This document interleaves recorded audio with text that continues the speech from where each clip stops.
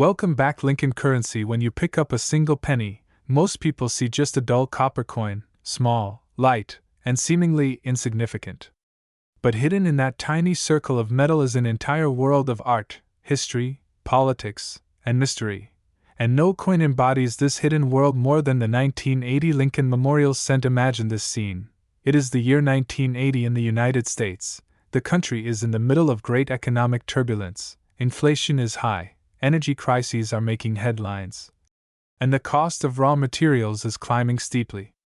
In that climate, the United States Mint continues to produce billions of 1-cent coins each year, still using the classic bronze composition that had been standard for decades, but soon to be replaced by cheaper materials as the value of copper itself threatens to overtake the face value of the coin. The 1980 Lincoln cent marks the tail end of the traditional bronze penny era, the last full years before the great shift of 1982 when the mint would switch to copper-plated zinc. This fact alone makes the 1980 cent historically significant, because it represents the closing chapter of an age. The design of the coin you hold in your hand is not random, not simple decoration. The front side, called the obverse, bears the dignified right-facing portrait of Abraham Lincoln, the 16th President of the United States, a design originally created by sculptor Victor David Brenner and introduced in 1909 to mark the centennial of Lincoln's birth. It was the first time in U.S. history that a real person, especially a former president, appeared on a circulating coin.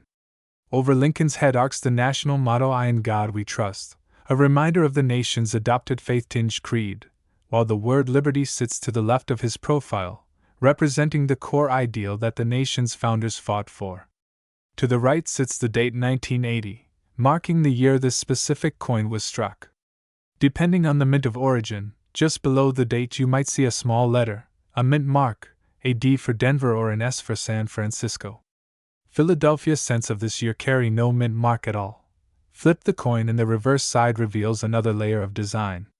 Here you see the Lincoln Memorial, a neoclassical monument from Washington, D.C., shown with remarkable detail.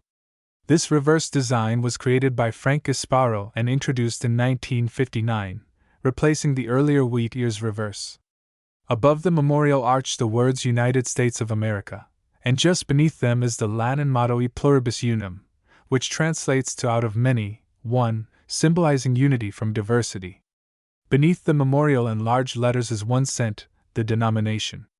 If you look carefully at the very center of the memorial, between the columns, you can see the tiny seated statue of Lincoln, making this coin unique. It is the only U.S. coin designed to feature the same person on both sides. This artistry gives the coin its symbolic weight, even though its monetary value is just a single cent. Now think about the physical reality of this coin. Each 1980 cent is composed of 95% copper and 5% zinc, giving it a rich reddish color when new. It weighs 3.11 grams and measures 19.05 millimeters in diameter with a plain, smooth edge. That metallic makeup was becoming expensive in the late 1970s, because copper prices were rising rapidly on world markets. By 1980, the metal content of a penny was approaching and sometimes even surpassing its face value, which posed a serious problem for the mint. Producing pennies at a loss made no economic sense. This is why the 1980 and 1981 issues would be among the last of the heavy bronze cents. Just 2 years later, in 1982, the U.S. Mint made a major switch to pennies with a zinc core plated with copper, slashing production costs. Because of this, the 1,980 cent stands as a marker of the end of an era, the final breath of the true copper penny. The sheer scale of production is staggering. In 1980, the Philadelphia Mint, which struck coins without any mint mark, produced over 7.4 billion Lincoln cents. The Denver Mint, marked with a tiny d, made more than 5.1 billion. The San Francisco Mint produced over 3.5 million proof coins for collectors, struck on specially polished dies to have mirror-like fields and frosted designs. In total, the U.S. Mint created over 12.5 billion 1-cent coins that year. This enormous number means that most 1980 cents are very common, still easily found in circulation even today.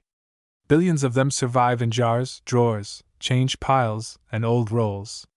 Yet despite this abundance, a small handful of these coins have achieved astonishing values in the collector's market, and understanding why requires looking beyond mere age or quantity. Condition is everything in coin collecting. The numismatic world uses grading scales to measure a coin's state of preservation. Circulated coins that have been used in daily commerce show wear, dull color, scratches, and nicks, and are usually worth only their face value or slightly more as copper bullion. But uncirculated coins, called mint state, are far rarer survivors. These coins were never spent, never handled, and retain their original luster and sharp details. Mint state grades run from MS60, barely uncirculated, up to MS70, a perfect coin with no marks visible even under magnification. For 1980 cents, coins graded MS66, MS67, or especially MS68 red are incredibly hard to find because even tiny handling marks disqualify them from top grades. Collectors pay massive premiums for such pristine examples because so few exist among the billions struck. Color also matters. Copper coins naturally darken with age, turning from bright orange-red to deep brown. Collectors categorize them as red, RD, red-brown, RB, or brown, BN. Fully red coins, with their blazing mint color intact after decades, are much rarer and bring much higher prices. A 1980 cent in MS67 RD might sell for hundreds of dollars or more at auction, while a brown MS67 might bring only a fraction of that. This color distinction adds another layer of rarity and intrigue for collectors seeking the best. Then there are proof coins, the specially made collector versions from the San Francisco Mint. These proofs are struck multiple times on polished planchets with carefully prepared dies, giving them mirror-like fields and sharp, frosted devices. In 1980, about 3.5 million proof cents were made, all bearing the S Mint mark. While not rare in lower grades, perfect examples graded PR70 Deep Cameo are much scarcer and can sell for several $1,000s. Proof coins add yet another dimension to the market for 1980 cents, appealing to collectors who seek technical perfection. More mysterious still are the era coins and die varieties. When we talk about value in coins, it's crucial to understand that the word value doesn't mean just money. There are layers of value: intrinsic metal value, collector or numismatic value, historical value, and market-driven investment value. The 1980 Lincoln Memorial Cent has a fascinating story on all of these levels. Start with the intrinsic metal value. Because these cents were made of 95% copper and 5% zinc, each one contained about 3.11 grams of metal. When copper prices soared, the raw copper content in each penny began to approach and occasionally even exceed 1 cent. At various points in history, especially during metal booms, the melt value of a single 1980 penny has been around 2 or 3 cents, even though melting U.S. pennies for profit is illegal. That fact alone made people hoard them. In the late 2000s, many Americans began stockpiling copper pennies, especially pre-1982 issues, filling buckets and barrels with them, believing their metal content would someday make them worth far more than their face value. So even at the lowest level, the 1980 penny has more worth than it first appears. But numismatic value is different. It's driven not by the metal but by scarcity, condition, and demand. A worn 1980 penny that's been in circulation for decades is extremely common, one of billions, and has little collector interest. But if you find a pristine one that looks exactly as it did the day it left the mint, with blazing red luster, no marks, sharp strike, and perfect surfaces, collectors will compete for it. This is where grading becomes crucial. A coin graded MS66 or MS67 by a major grading service like PCGS or NGC is dramatically more valuable than an ungraded coin that simply looks shiny to the naked eye. The difference between MS65 and MS67 is enormous in terms of price, even though to an untrained eye the coins might appear similar. This is because true gem condition survivors are incredibly scarce, representing perhaps 1 in tens of thousands, or even hundreds of thousands of coins. That scarcity drives demand and price up exponentially. Auction records illustrate this perfectly. While most 1980 cents are worth a cent or two, some have sold for astonishing sums. A 1980 Lincoln cent graded MS-67 red by PCGS has fetched over $2,000 at auction. This is not because the coin is old. It's not particularly old compared to ancient coins or even early American coins, but because of its condition rarity. Similarly, a 1980 S-proof cent graded PR-70 deep cameo by PCGS has sold for well over $3,000. The difference between a PR-69 and a PR-70 may sound small, just 1 point, but in the world of proof coins that single point can multiply the price many times over. That is how precision grading can transform a common coin into a valuable asset. Another key factor is eye appeal, which is partly subjective but very real in market impact. Even among coins of the same grade, those with rich color, brilliant luster, and clean fields often bring higher prices. Collectors will pay extra for coins that are simply beautiful. This is especially true with copper coins, because they can develop unattractive spots or toning. A perfectly red copper coin without spots is rare and sought after. That's why some 1980 cents that are technically the same grade as others can still sell for more. They just look better, and beauty commands a premium. We also need to explore the role of varieties and errors in creating value. The 1980 double die obverse FS101 is one of the best known. On this variety, the hubbing process caused a slight doubling of the design, making the date and liberty appear doubled. This error was not intentional, and only a small number were struck before the die was replaced. Because error coins are by nature rarer, they attract specialists who are willing to pay much more than for normal coins. A nice mint state FS101 can sell for several $100s, and the best examples even more. Beyond doubled dies, other error types can include off-center strikes, broad strikes, clipped planchets, die cracks, and more. While these are less common for 1980 than for some other years, when they do appear they often sell for tens or hundreds of dollars depending on severity and condition.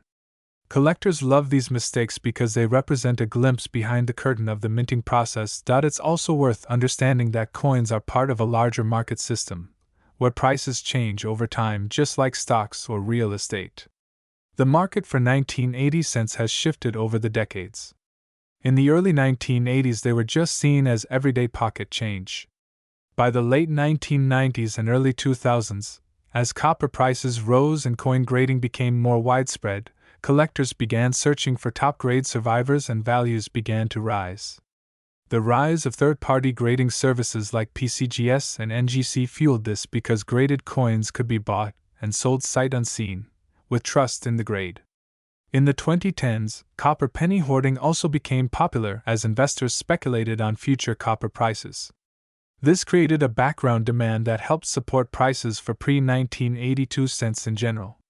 And in recent years, with the growth of online auction platforms and increased interest in collectibles, high-grade 1980 cents have held or even increased their value while average circulated ones remain at face value. This shows how market forces can lift the rare elite while leaving the common masses unchanged.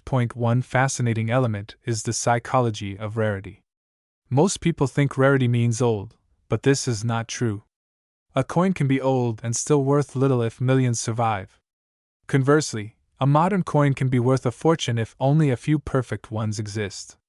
The 1980 cent demonstrates this paradox.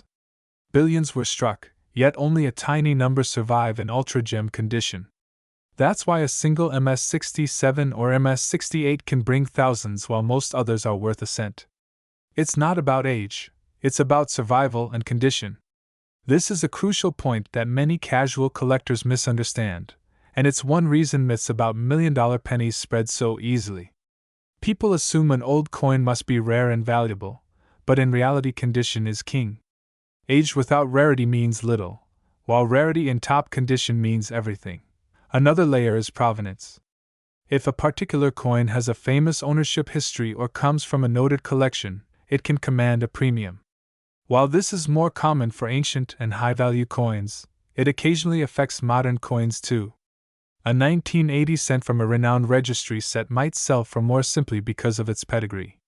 Collectors are often willing to pay for the prestige of owning a coin once part of a famous set. This psychological factor can inflate prices beyond what the coin's physical qualities alone would justify, Some people also confuse speculative asking prices with real market values. Online marketplaces are full of common 1980 cents listed for hundreds, thousands, even millions of dollars by hopeful sellers. But asking prices mean nothing if no one actually pays them. Real value is established by actual sales, especially in reputable auctions. Number 1980 cent has ever sold for millions, let alone billions. The record prices are in the low thousands. The claims that a 1980 penny is worth 2 billion or some similar figure are internet myths or misreadings of auction listings. Often someone will see an unrelated rare coin sale and think it applies to any penny, which is not true. It's important to separate fantasy from documented reality, and auction archives provide that reality. When you hold a 1980 penny up to the light and tilt it slowly, the surface will tell you a story. To the untrained eye, it might look like just an old copper coin, but to a collector, every faint scratch, every subtle glow of red or brown, every crisp or worn detail becomes a clue. This is where grading comes in, the secret language of value. Grading is the process of evaluating a coin's physical condition, and for a 1980 Lincoln cent, grading is the difference between a coin worth 1 cent and a coin worth hundreds or even thousands of dollars. The grading system used by collectors and dealers is the Sheldon scale, which runs from 1 to 70. A grade of 1 means the coin is barely recognizable, just a worn slug. A grade of 70 means it is perfect under magnification, flawless in every way. Most coins you see in circulation are in grades between 4 and 30. Even a shiny-looking penny you get as change is often no better than -50 Australian dollars or MS-60 because it has been handled, bagged, and nicked. To reach the elite grades of MS-67 or MS-68, a coin must have virtually no marks, blazing original luster, and razor-sharp details. Out of the billions of 1980 cents struck, only a microscopic fraction meet that standard. Professional grading services like PCGS, Professional Coin Grading Service, and NGC, Numismatic Guarantee Company, exist to certify these grades. They examine coins under magnification, assess strike quality, luster, marks, and eye appeal, and then encapsulate the coin in a tamper-proof holder called a slab with the grade printed on a label. This process gives buyers confidence that they're getting what they pay for, and it creates a standardized market. Without this system, the value of a high-grade 1980 cent would be impossible to verify, because everyone's opinion of mint condition would differ. With grading, a PCGS MS-67 red 1980 cent becomes a known commodity, and buyers will pay thousands for it because they trust the certification. This system of third-party grading is the engine that allows common coins to become valuable collectibles. Color designation is another layer of grading that dramatically affects value. Copper coins naturally darken over time as the metal reacts to air and moisture. Collectors classify them as red, RD, red-brown, RB, or brown, BN, based on how much of the original red mint color remains. A coin graded MS-67 BN is far less valuable than an MS-67 RD, even though both are technically the same grade. That original fiery red color is fragile and rare in decades-old coins, so it commands a premium. Many collectors are obsessed with finding full red examples because they show the coin as it looked the moment it left the press. So when you look at a 1980 penny and see a deep chocolate brown surface, it is probably just worth face value. But if you see one that glows like fresh copper with no spots or discoloration, it could be a hidden treasure. Eye appeal is the final piece of the grading puzzle. Even coins with the same grade and color can vary in beauty. Some have perfect, smooth fields and sharp, frosted devices. Others might have tiny spots, dull luster, or uneven toning.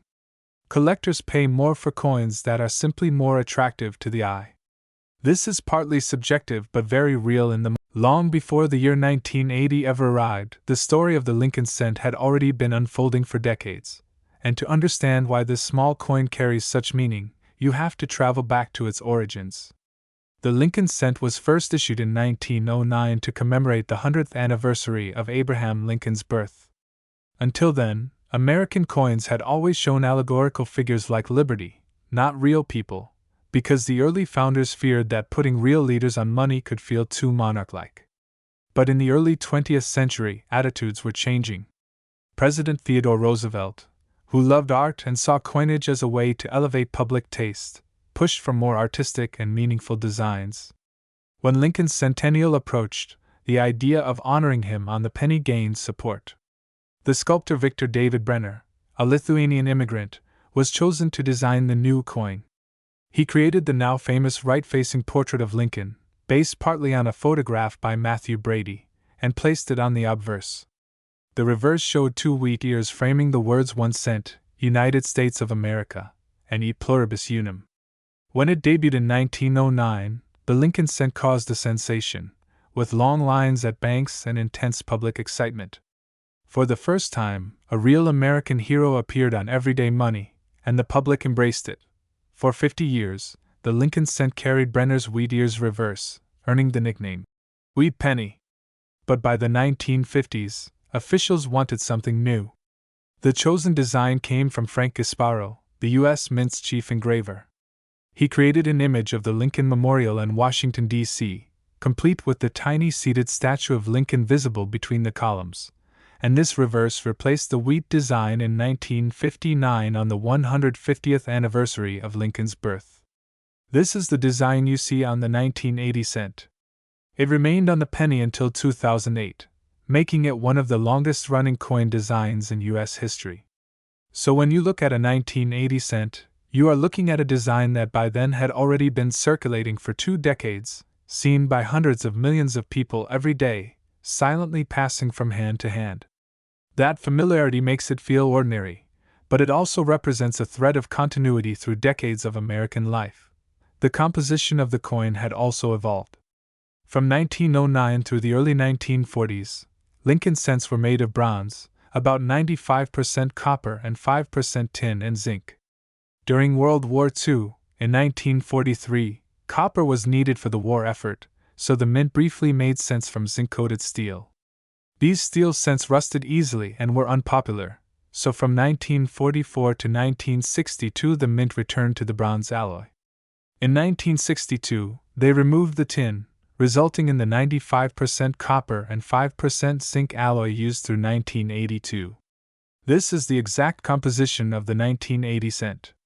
By the late 1970s, however, copper prices were rising rapidly. In 1973, the mint had already experimented with aluminum cents to save money, striking over 1 million test coins, but the plan was abandoned due to concerns about vending machines and public safety if swallowed. By 1980, the cost pressure was building again. Each penny cost nearly a full cent to produce just in metal, not counting labor or distribution. This economic tension hovered in the background of the 1980 issue, foreshadowing the coming change. In 1982, the mint finally switched to a cheaper planchet with a zinc core plated with a thin layer of copper, dropping the weight from 3.11 grams to 2.5 grams. That switch divided the Lincoln cent era into 2 worlds, the old heavy copper pennies and the new light zinc ones. The 1980 cent stands on the copper side of that divide, one of the last of its kind. This context gives the 1980 penny a special place in the history of U.S. coinage. It is not just a date on a coin, it is part of the final full copper generation. It represents the end of a tradition stretching back over a century, when pennies had real heft and substance. You can feel the difference instantly if you drop a copper cent and a zinc cent on a table. The copper one makes a solid ringing clink, the zinc one a dull thud. Collectors notice this and often prefer the older coppers. Many even separate them from their change, quietly building little hoards of pre-1982 cents.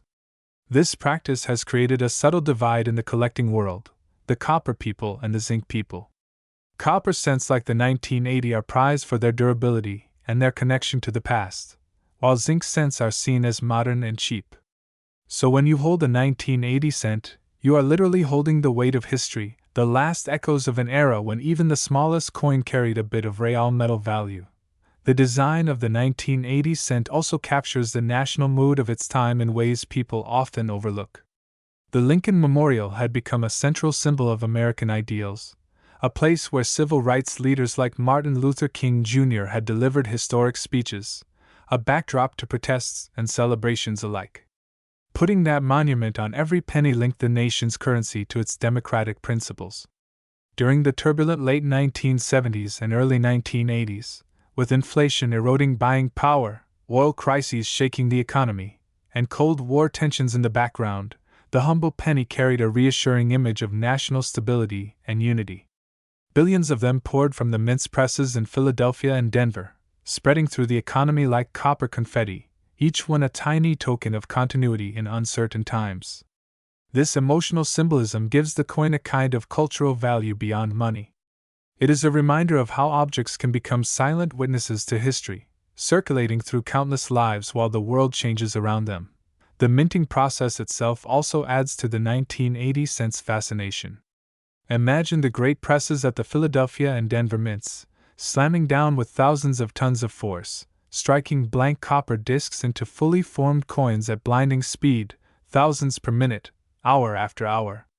Each blank, called a planchet, had been punched from rolled copper alloy sheets, washed, dried, and fed into the coining presses.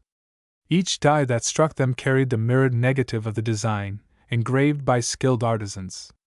Over time the dies wore down, developing tiny cracks or distortions that created minor varieties and errors. Most coins came out perfectly ordinary, but once in a while a die would shift slightly, creating doubling, or strike off center, or hit a damaged planchet, producing an error coin. These accidental oddities are what collectors hunt for decades later. Somewhere in the middle of that ocean of 1980 cents, a few strange survivors slipped through, unnoticed by the mint but prized by collectors today. Thinking about this process gives you a new respect for the humble penny. Each one is the product of massive industrial effort, and yet each one is subtly unique. The path from the mint to your hand also adds to the coin's story. After striking, the 1980 cents were counted, bagged in canvas sacks by the thousands, shipped to Federal Reserve banks, then to commercial banks, and finally into circulation. Some went straight into cash registers and were spent thousands of times over decades, their surfaces worn smooth by human touch. Others went into coin jars, piggy banks, or change drawers, resting for years in darkness. A lucky few were pulled from fresh rolls by collectors and sealed away while still bright red and perfect. Those are the survivors that bring high prices today. Their journey is like a survival race, with almost every coin eventually succumbing to wear, scratches, spots, or corrosion, and only a tiny fraction escaping untouched. When you see a brilliant uncirculated 1980 cent today, you are seeing a time traveler, a coin that has somehow remained frozen in its original state while its billions of siblings aged and faded. That improbability gives it a kind of magic in collectors' eyes.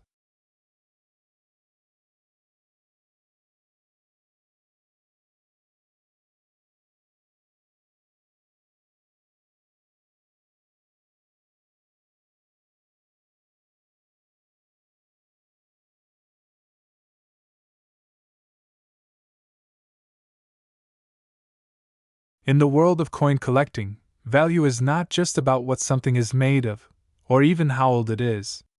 Value comes from a mix of rarity, condition, demand, and sometimes sheer mythology.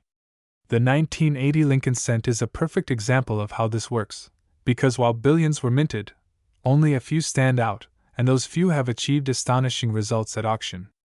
This is where the legend of the $1,000,000 penny begins to take root, not as a literal truth but as a spark of possibility that has been magnified by rumor, misunderstanding, and the human desire for hidden treasure.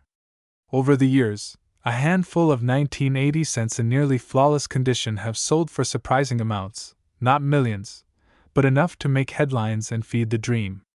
For example, certified mint state 67 red examples have brought prices in the high hundreds or even over $1,000 at major auctions like Heritage and Stack's Bowers.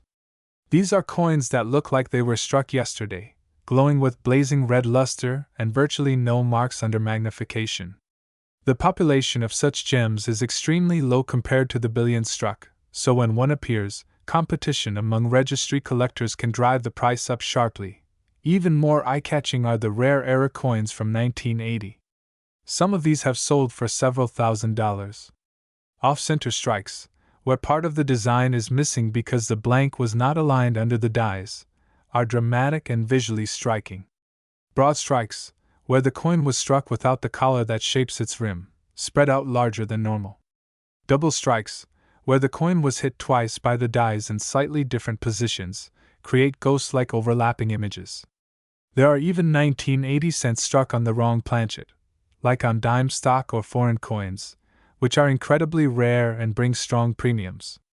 A famous example is a 1980 cents struck on a small copper foreign planchet that sold for over $5,000.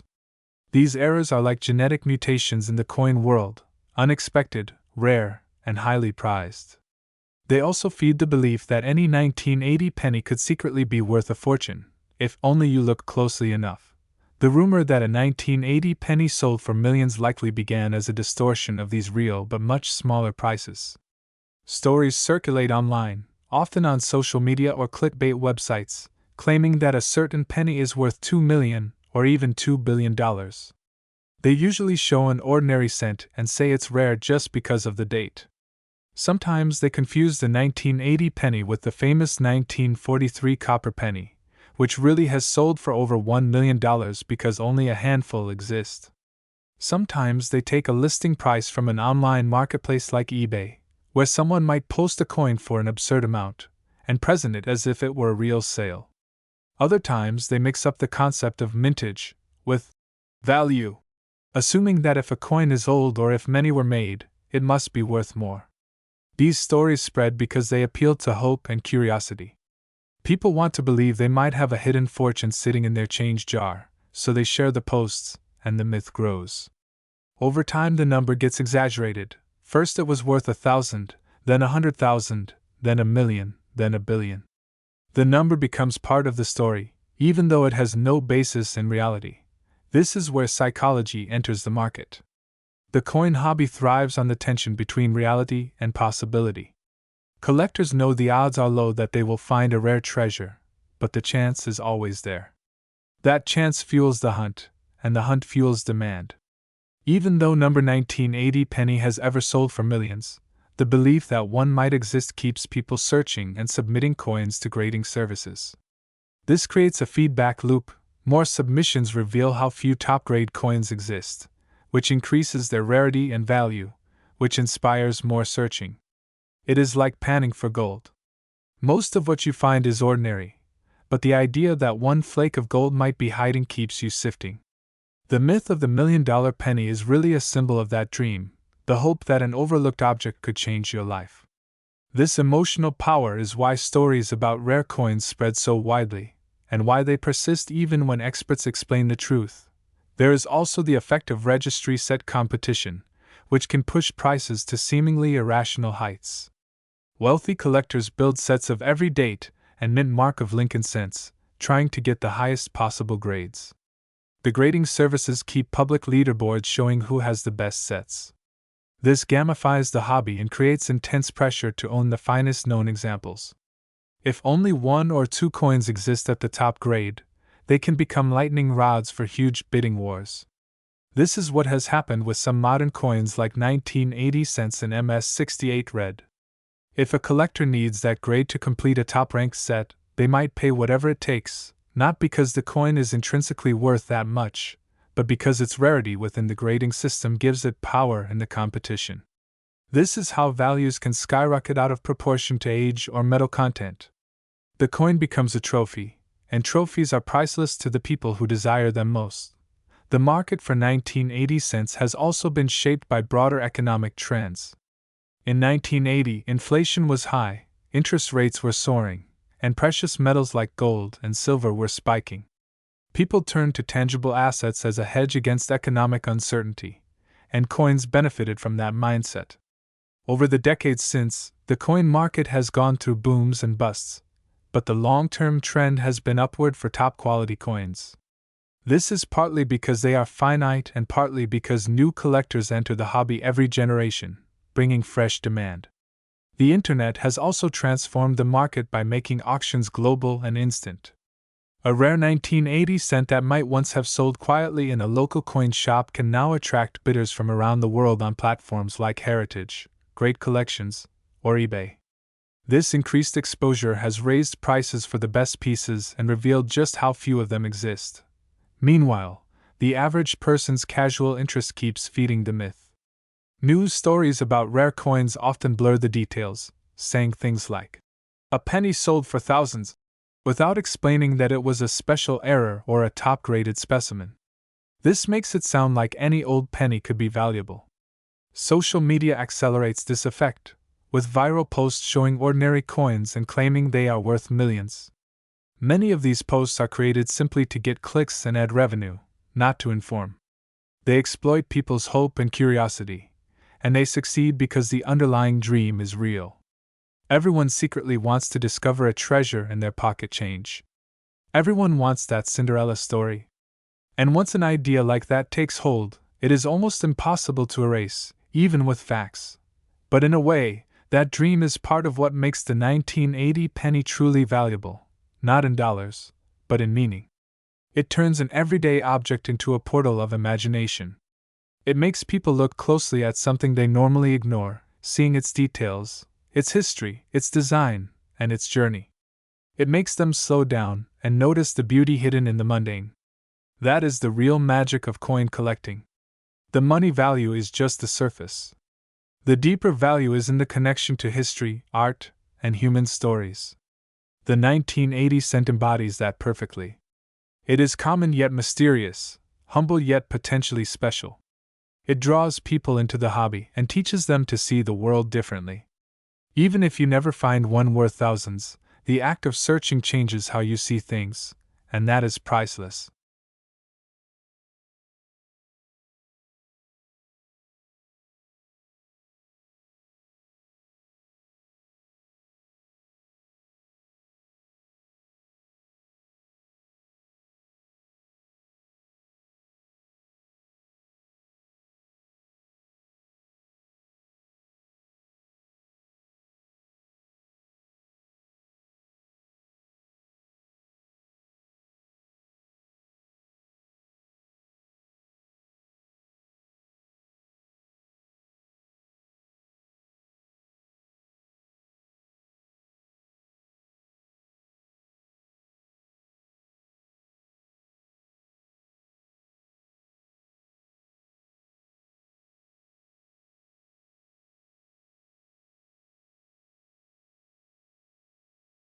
Picture the scene in your mind.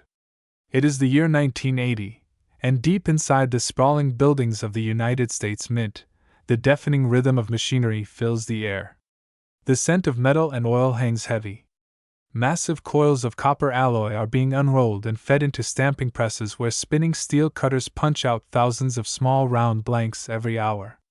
These blank discs tumble along vibrating tracks, rattling like a river of tiny suns, each one glowing with raw potential. They are washed, dried, and polished to a soft gleam, then poured by the thousands into towering hoppers that shake and hum like living things.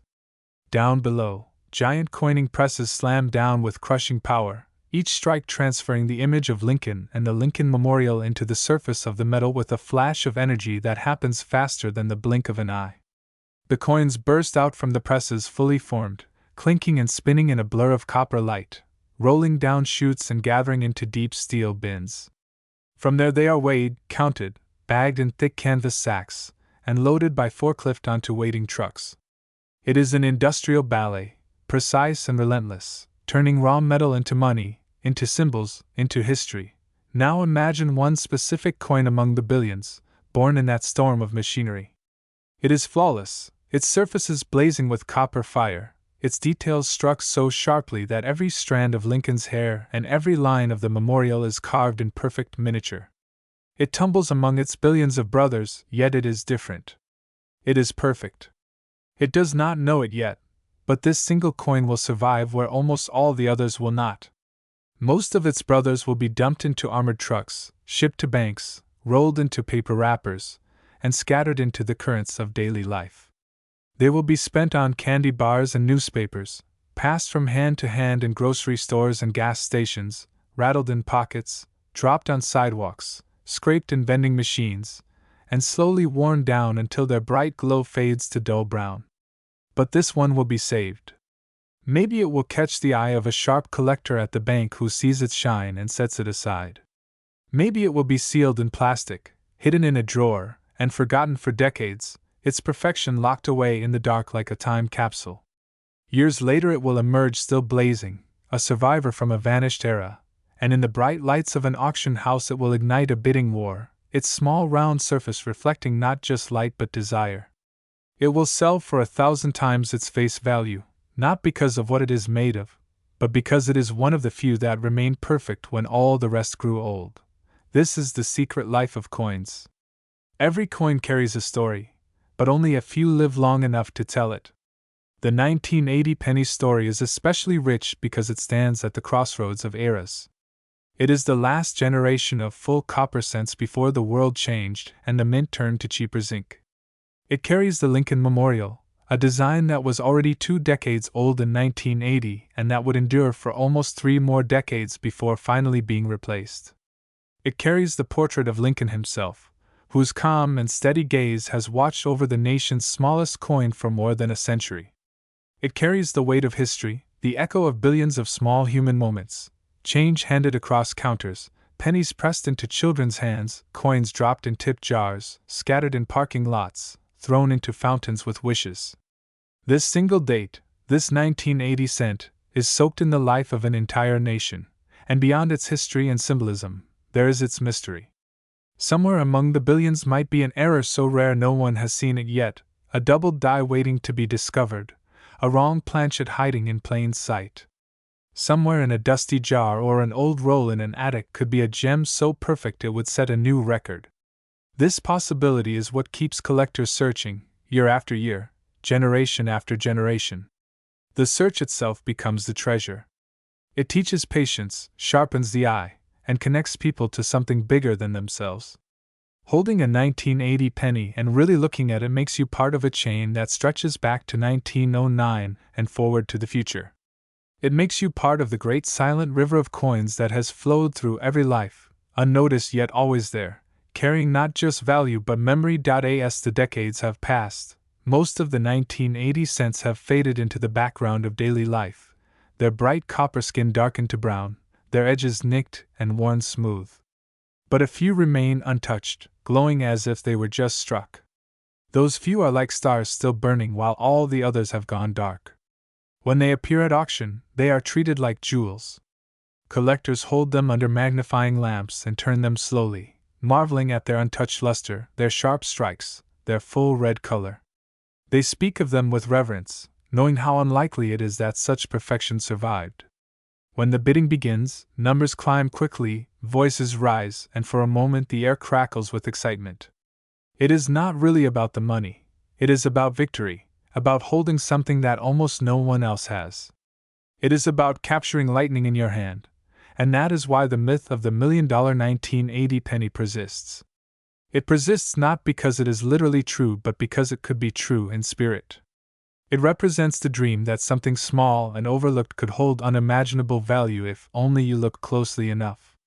It whispers that fortune might be hiding in the most ordinary places. It reminds us that perfection is always rare and always worth seeking.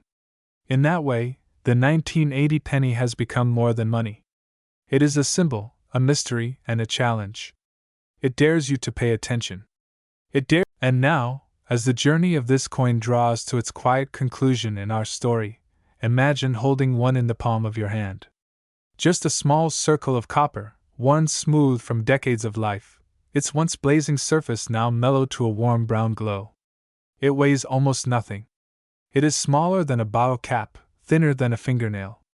Yet within that tiny shape is an entire century of history compressed like a secret, waiting to be seen. It carries the gaze of Lincoln, who watched over a nation torn apart and stitched it back together. It carries the image of the memorial built in his honor, that solemn temple of marble where words carved in stone speak of freedom, equality, and courage. It carries the weight of the hands that have passed it along, the lives that have touched it, the invisible fingerprints of millions of moments, millions of choices, millions of stories. It carries time itself, and it carries possibility. That is what makes it powerful. The market will tell you its value is 1 cent. maybe 3 cents for the copper and its core. Maybe a few dollars if it is uncirculated, maybe hundreds if it is flawless, maybe thousands if it is a rare error or a top-graded gem. Those are the numbers, the prices, the transactions that the world can measure. But its true value is not measured in dollars. Its true value is measured in wonder. It is measured in the spark that lights in your mind when you realize how much has passed while this little coin endured. It is measured in the way it can pull you backward through time, into the roaring mint where it was born, through the silent decades where it drifted unseen, through the shifting tides of history it silently witnessed while lying forgotten in drawers, pockets, and jars. It is measured in the way it makes you slow down, look closer, and marvel at how something so small can hold so much. This is what the myth of the $1,000,000 penny is really about. It is not about a number on a price tag. It is about the dream that something ordinary could be extraordinary. It is about the hope that hidden treasures still exist, waiting quietly for the person who has the patience and the courage to find them. That dream is older than money itself. It is the same dream that sent explorers across oceans, that built empires and toppled them, that made children dig in the dirt looking for lost coins from forgotten times. It is the dream that one small discovery could change everything. The 1980 penny has become a vessel for that dream, a reminder that magic sometimes hides in plain sight. It teaches you to see the world not as it appears, but as it might be if you look just a little closer. And maybe that is why people cannot stop talking about it, why they whisper stories of impossible fortunes, why they hold every old penny up to the light and tilt it gently, searching. Because deep down, they are not just searching for money. They are searching for wonder. They are searching for proof that miracles can be small, that the world still holds secrets, that something forgotten and overlooked can still be precious. The 1980 penny is proof. Not because it is worth millions, but because it is worth dreaming about. It turns an everyday object into a mystery. It reminds us that value is not just what something costs, but what it means, and what it makes us feel. So when the story ends and the lights fade and the camera stops, the next time you hear the soft clink of a penny hitting the counter, pause. Look at it. Really look. Maybe the date will read 1980. Maybe it will be scratched and dark, or maybe it will gleam like it just left the mint. Either way, know that you are holding more than a coin. You are holding a fragment of history, a symbol of endurance, a spark of wonder. You are holding a reminder that greatness can be hidden in the smallest of places, waiting quietly to be found. And if you listen closely, you might hear it whisper the truth that has echoed through every story we have told tonight, that even the tiniest things can carry the weight of the world, and even the humblest penny can hold the power to change how you see everything.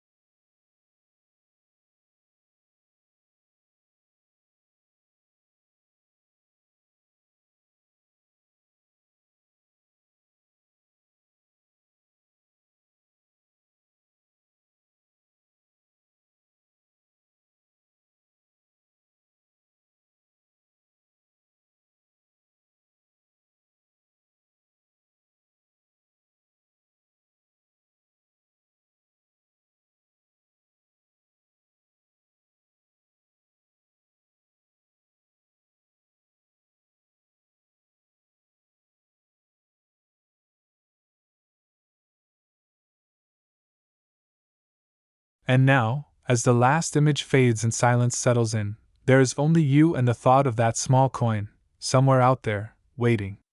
It could be lying forgotten in a dusty drawer. It could be sleeping at the bottom of an old jar of change in someone's kitchen. It could be resting quietly in the darkness of a bank vault, untouched for decades, or glimmering faintly at the bottom of a pocket where it has ridden unnoticed through the days of an ordinary life. It is not rare because of what it is. It is rare because of what it has survived. It has carried the passing years without complaint, without hurry, without even knowing it was being watched. It has simply existed, quietly bearing witness to everything that has changed while it stayed the same. And maybe, just maybe, That is the real treasure. Not the hope of riches or the flash of auctions, not the chase or the prizes, but the stillness of it. The way it has waited. The way it has endured. The way it reminds you that even the smallest things can last, and that there is beauty in simply continuing, quietly and without fanfare, through the turning of time. That is what the 1980 penny has done. It has outlived presidents and wars and whole eras of human life, and yet it is still here, still bright in someone's hand, still carrying the same simple promise it did the day it was struck. 1 cent. One chance. One moment to notice. So if you ever find one, don't rush past it. Hold it. Feel its weight. Feel the stillness of the years inside it. And let it remind you that value is not always loud. Sometimes it is small. Sometimes it whispers. Sometimes it hides inside the things everyone else overlooks, waiting for someone with patience and wonder in their eyes to see it at last. That is the true secret of the 1980 penny. It was never just about the money.